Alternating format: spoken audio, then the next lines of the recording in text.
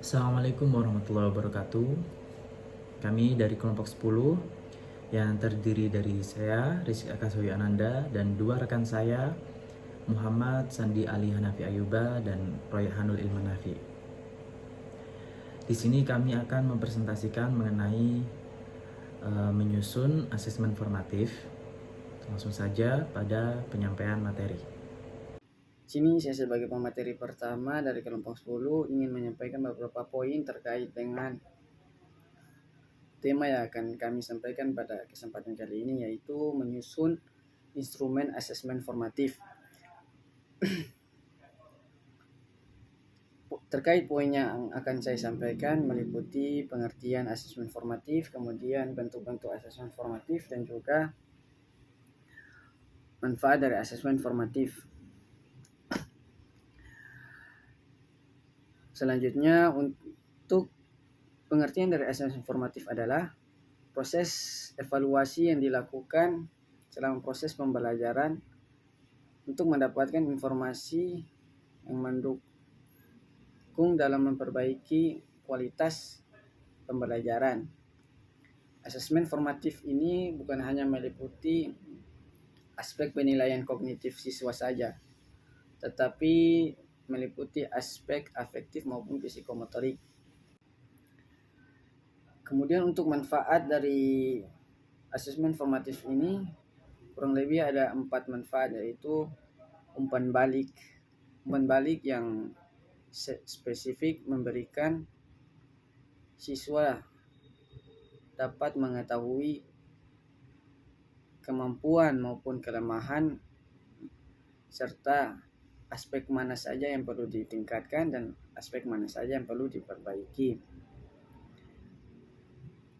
Umpan balik ini bisa berupa lisan maupun tulisan. Kalau lisan seperti kuis-kuis singkat yang secara kuis-kuis singkat tanya jawab di kelas secara langsung, maupun bisa dengan tulisan seperti refleksi dan juga tes tulis lainnya. Kemudian manfaat yang kedua, perbaikan proses pembelajaran, yang mana asesmen formatif ini memberikan guru kemudahan dalam merencanakan dan menyesuaikan proses pembelajaran dengan cara menganalisis hasil asesmen formatif sehingga dapat membuat metode pembelajaran yang lebih efektif dan sesuai dengan kebutuhan siswa. Kemudian untuk manfaat yang selanjutnya yaitu motivasi siswa, yang mana siswa mendapatkan umpan balik yang positif dapat membuat mereka menjadi merasa bertanggung jawab terhadap diri mereka serta tanggung jawab atas kemampuan mereka, dan mereka akan cenderung menjadi lebih termotivasi, semangat dalam belajar.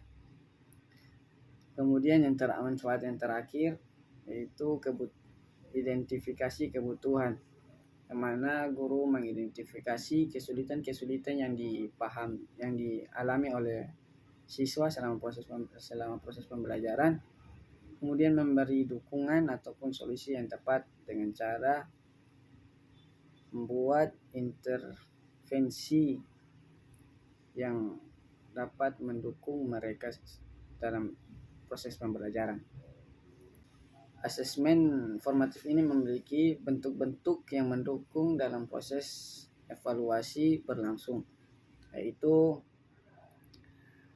tes formatif, kemudian tugas proyek, observasi, dan juga diskusi kelompok.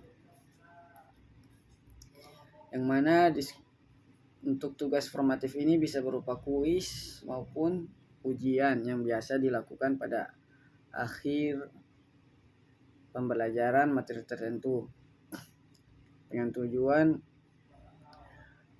mengevaluasi pemahaman siswa terkait materi yang telah disampaikan. Kemudian untuk tes tugas proyek, yaitu siswa menerapkan konsep yang telah mereka pahami ke dalam konteks yang nyata berupa karya proyek, sehingga para siswa mempunyai kreativitas yang lebih dan juga memberikan mereka pemahaman yang lebih mendalam terkait konsep yang telah mereka pahami. Kemudian untuk bentuk observasi, yang mana guru melakukan pengamatan secara langsung terkait interaksi siswa dengan materi yang disampaikan, yang mana dengan observasi ini guru dapat mengetahui keaktifan siswa serta kerjasamanya di dalam kelas dengan teman-teman mereka yang lain. Kemudian diskusi di kelas, para siswa biasanya dibagi menjadi beberapa kelompok kecil dalam kelas saat proses pembelajaran berlangsung. Hal ini bertujuan untuk memberikan mereka kesempatan berpikir lebih kritis dan juga kesempatan berpendapat, sehingga pemahaman mereka menjadi lebih kuat, mendalam, dan lebih luas karena materi yang mereka dapatkan, pemahaman yang mereka dapatkan itu diambil dari berbagai macam sudut pandang. Kemudian dari bentuk-bentuk variasi dari asesmen formatif ini mempermudah guru dalam mendapatkan gambaran yang menyeluruh terkait kemampuan pembelajaran siswa. Baik, di sini saya akan menjelaskan mengenai tujuan dari asesmen formatif. Tujuan utama dari asesmen formatif ada 3. Yang pertama yaitu untuk memantau perkembangan siswa selama proses belajar. Dengan melakukan asesmen secara berkala, guru dapat memantau progres siswa atau kemajuan siswa dari waktu ke waktu. Yang kedua, tujuan utama asesmen formatif yaitu memberikan umpan balik yang dapat digunakan untuk perbaikan. Nah, umpan balik ini harus bersifat konstruktif atau membangun dan juga nantinya diarahkan pada perbaikan pemahaman serta keterampilan pada siswa. Tujuan yang ketiga yaitu untuk mengidentifikasi area di mana siswa mengalami kesulitan dan memerlukan bantuan tambahan. Dengan mengetahui di mana letak kesulitan yang dialami oleh siswa, tentunya guru dapat lebih mudah dalam merancang strategi pembelajaran yang lebih efektif dan juga memberikan dukungan tambahan kepada siswa yang memerlukannya. Nah, dari ketiga tujuan utama asesmen formatif menunjukkan bahwasanya asesmen formatif ini tidak terbatas pada evaluasi akademis, akan tetapi juga membangun rasa tanggung jawab pada diri siswa. Baik, selanjutnya yaitu komponen asesmen formatif. Di sini ada beberapa komponen penting dalam asesmen formatif, yaitu yang pertama, kriteria penilaian, yaitu standar yang digunakan untuk menilai kinerja siswa. Kinerja ini harus jelas dan dapat dipahami oleh siswa agar mereka tahu apa yang diharapkan dari mereka. Yang kedua yaitu teknik pengumpulan data, yaitu metode yang digunakan untuk mengumpulkan informasi tentang kemajuan siswa. Teknik ini bisa berupa kuis, tugas rumah, atau pengamatan langsung selama kegiatan belajar mengajar.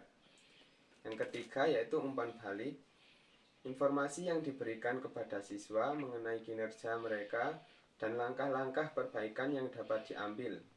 Umpan balik harus disampaikan dengan cara yang membangun agar siswa merasa termotivasi untuk memperbaiki diri. Selanjutnya yaitu strategi penerapan asesmen formatif, yaitu yang pertama ada integrasi dalam pembelajaran, variasi teknik, umpan balik segera, dan refleksi siswa. Yang pertama yaitu integrasi dalam pembelajaran. Menggunakan asesmen formatif secara rutin selama proses belajar agar menjadi bagian integral dari pengalaman belajar. Yang kedua yaitu variasi teknik, yaitu menggunakan berbagai teknik asesmen untuk mendapatkan gambaran menyeluruh tentang pemahaman siswa. Variasi ini juga membuat proses belajar menjadi lebih menarik bagi siswa. Yang ketiga yaitu umpan balik segera, yaitu memberikan umpan balik segera setelah asesmen dilakukan, agar siswa dapat langsung memperbaiki kesalahan mereka sebelum melanjutkan ke materi berikutnya. Yang keempat yaitu refleksi siswa, yaitu mengajak siswa untuk merefleksikan hasil asesmen mereka sendiri sehingga mereka dapat memahami kekuatan dan kelemahan mereka secara mandiri.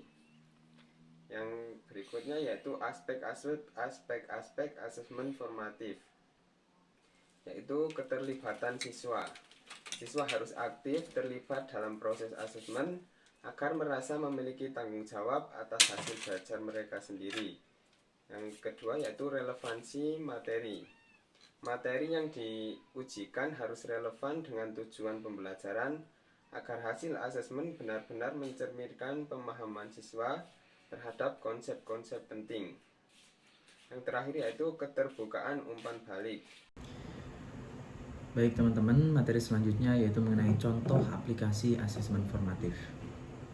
Berikut contohnya.